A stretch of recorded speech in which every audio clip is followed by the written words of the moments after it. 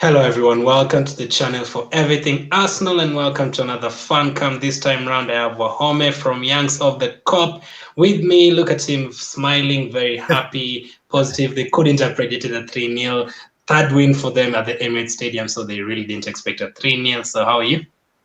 Yeah, I'm doing really well. I came to this game very nervous because my record at Arsenal wasn't good. We're normally struggling against Arsenal, and I didn't feel Arsenal was the game that we needed for Real Madrid because I thought I wanted something more easier, a much more easier game because I thought away to Arsenal, it's a tough ground to go to. Not many teams go there and win, so so to come away with 3 points. Yeah, I'm related, and to get that performance as well really makes me feel good going on to the rest of the season. So yeah, I can't complain. Surely after this, you're feeling confident for the Champions League and for the rest of the league. Yes, I mean I'm not gonna. Real Madrid is a very hard team, even though they haven't got Ronaldo and the Bales and stuff. So I'm not discrediting Madrid. So I think it's going to be tough games, but I do believe that we can, if we play well, beat them. But it's going to be a tough game. Champions League, with top four, I think we're back in the top four race because they pushed us to top 2 points of Chelsea. And obviously, the West Brom result shocked everyone, so I was delighted in that. I thought Man City beat Leicester, but I think Chelsea are going to crumble now. I don't think they're going to hold out because they've got some hard games coming up. I think they're going to bottle it. So it does make me feel good, the fact that we're back in it, because before, if you asked me 2 weeks ago, top four, I thought it was over. I thought, it's been like for Liverpool, like the hardest season we've had. We've had half our team injured out. There's COVID. There's no fans. Liverpool team that rely on the fans. There's no fans in the stands. And our title race has just gone down the drain.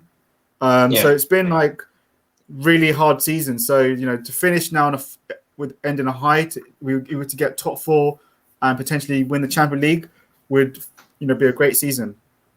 So would it be an okay season if you finished fourth and then lost to Real Madrid? Would you take that? It's average to me, because I believe that we should be able to beat Madrid because they're not they aren't as good as they used to be. And I don't see why we can't beat Madrid. So I'd be disappointed, but obviously we need top four. Liverpool, like Arsenal, rely on the top four. We rely on that. Our business model is based on having Champions League. So if we don't have that, then we're going to be in trouble. So for me, if we just got top four and went to Madrid, I would be happy. Obviously, got top four, but it'd be an average season. A great season for me would be win the Champions League, and I don't see no reason why we can't go and win the Champions League. Yeah, so I'll put your lineup on screen. So was that your best lineup that you have available for you, or would you have made any change? Obviously, I don't think it's the best because obviously there's no Gini Ronaldo, who's been outstanding for us this season. But obviously he played all of Holland's games on international break, so it made sense to rest him for Real Madrid on Tuesday. And obviously Jota has been in electric form for Portugal, so it was a debate whether to play him or not. And I think Klopp, with his lineup, thought I'm going to rest Jota for Real Madrid and bring him off the bench if needed. And I'm going to put Milner in there because without Henderson and Van Dijk, we lack a leader. We haven't got anyone who provides any leadership if Henderson and Van Dijk are missing. And except for Milner's been there, done it, and he's a leader. So he provides that extra steel and leadership. And I think having him there, especially with the threat of Odegaard, who's a top talent, I think Klopp realised, look, we have to stop him because he's been making Arsenal tick. And if you allow him time and space to pick a pass or to, he can rip you apart.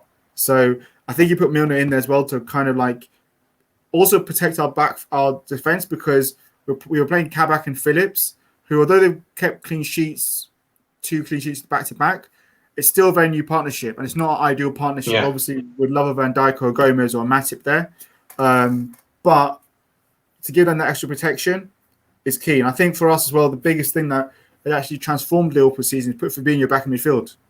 Taking him outside centre back, put him in midfield because for me, he's up there in the top 2 for DMs in the world. And him back in midfield allows us to have more bite, more control, and play more on the front foot. So for me, overall, when I saw the lineup, it did cause a loss of anger amongst some Liverpool fans because they didn't like the fact that Milner was playing or Bobby playing. But in the end, the Klopp got it right. So who are we to argue with the manager? Sure. It's funny. It's funny you said the threat of Odegaard. If someone is watching the first ever football match today, they'll ask you who Odegaard is.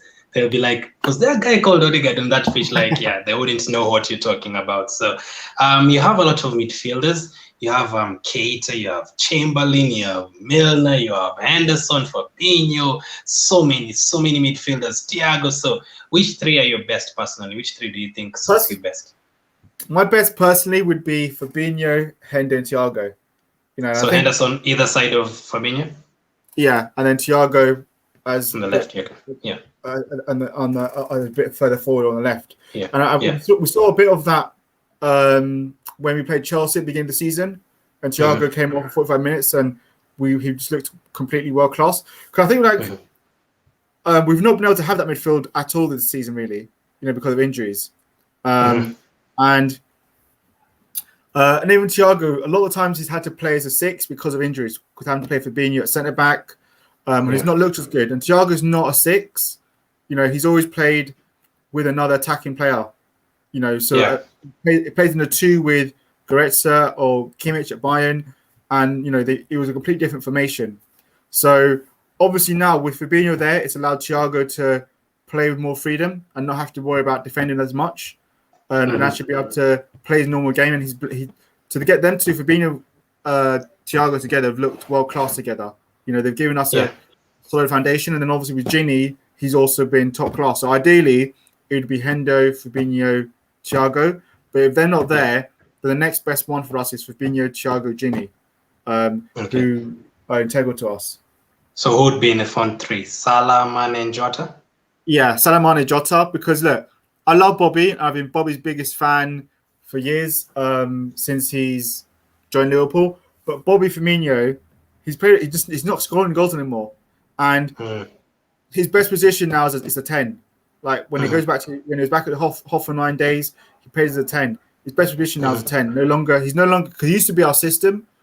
2 years ago, Bobby was ridiculously good as a false 9, but now due to age, he's gotten older. He's lost that bit of like sharpness, movement. So now he's better at 10. And even in this game, in the second half, when he went back to a 10, he came alive and he looks so much more of a better player. And he created 2 good chances where Salah and Mane should have scored, and they didn't. So for me, Jota now, no one expected Jota to be this good as well. Like when we bought him for Wolves, no one expected Jota to be this good. We thought, okay, a lot of us wanted Werner, and we were disappointed that we didn't go for Werner. So it's been terrible. And it's been awful. So just Jota, it was like we knew he was good at Wolves, but didn't think he was this good. Like to the point where he's like, I think he's got like 18 goals in 18 appearances and over all competitions this year. So like he's just because Doherty. Because the example Doherty went to Tottenham from Wolves and it hasn't worked. So for you, it has definitely worked. Yeah, and I think right now, obviously Mane, for example, he's had a poor year from usual standards. And I said before earlier on that Mane's problem is the fact that for the last 3 years he's had to play non-stop like 36 games a season non-stop, and obviously at a time that catches up with you. You can't perform like that without a rest. He's not had a rest, and he's not going to get a rest coming up to this summer either because of Olympics and all that kind of stuff. So he's not going to get really rest this summer. So it catches up with you, and that's what he's suffering burnout, and we have to play him through the red because we don't have anywhere else. We haven't got like the depth like a Man City. And the same with Salah. Salah's done well because he's top goal scorer, but he's not playing to his usual standard either. And again, he's played for the red, even for Firmino. So it's been difficult, and that's one thing that obviously Liverpool lack. A lot of us have always said that.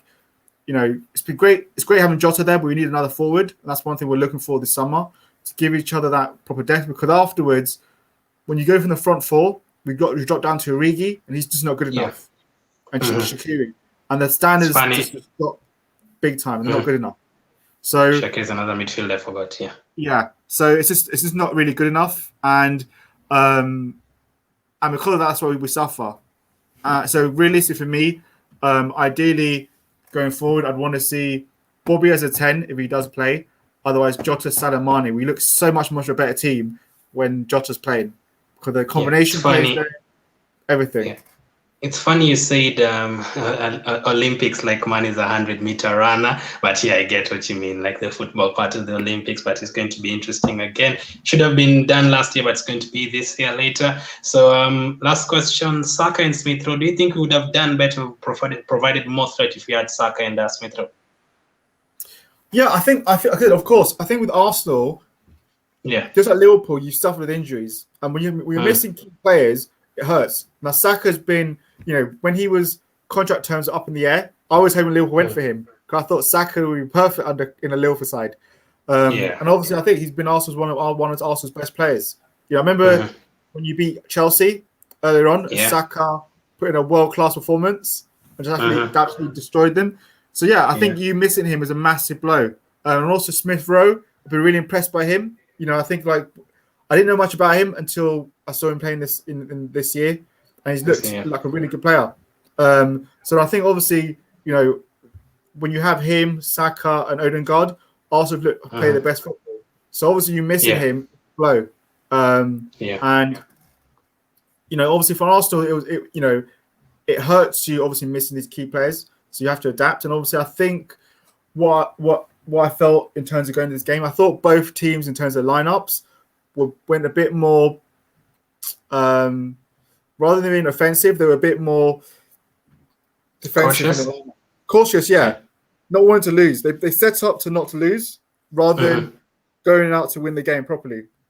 And as I said, and I think, as I said before, like the fact that Arsenal are only 4 points off Liverpool before this game. So if you'd won, you could have gone to 1 point, and then you're back. You're like 3 points off Chelsea. So you're back in the top 4 race. So I think Arteta went wrong. I think his mistake was playing Lacazette and Aubameyang together because I don't think it ever works. Because obviously you have to play Aubameyang wide left, and Aubameyang doesn't like playing on the wide left. He plays better as a striker for me down the middle. And I think also Pepe's not performed to the level you expected him. I never rated Pepe. Definitely. When he was in France, I never rated him. I was glad we didn't buy him, and I was surprised Arsenal went for him because I thought I don't really see what Pepe offers. To be honest, he's really inconsistent. And then I feel that Arteta played into our hands today because he played this kind of like low block, sit back and try to. I didn't understand why he played that way. I thought you should have come to us and attacked us, and taken the game to us because we had two centre back pairings in Philip and Kabak who need to be tested. They aren't the best centre back pairings in the world, but you never really.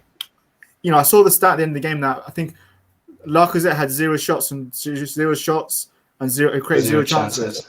And I was like, wow, but you never put a glove on us in terms of trying to hurt us. It was like a friendly match. And you remember Pepe's first game against Liverpool? It was against Liverpool last year. Van Dijk and Robertson.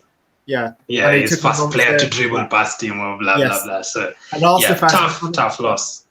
Arsenal fans went on about that for ages. Like he beat Van Dijk, he didn't pass Van Dijk. Enjoy your win, Mohammed. Thank you very much for coming on. We'll definitely work together again. I'll leave his links in the description, his Twitter and his YouTube channel as well, where he works with two magnificent people as well. So 3-0 to Liverpool. Can't believe I'm saying that. Thank you for watching. Keep staying safe, and I'll catch up with you guys later. Thank you for having me on. Pleasure.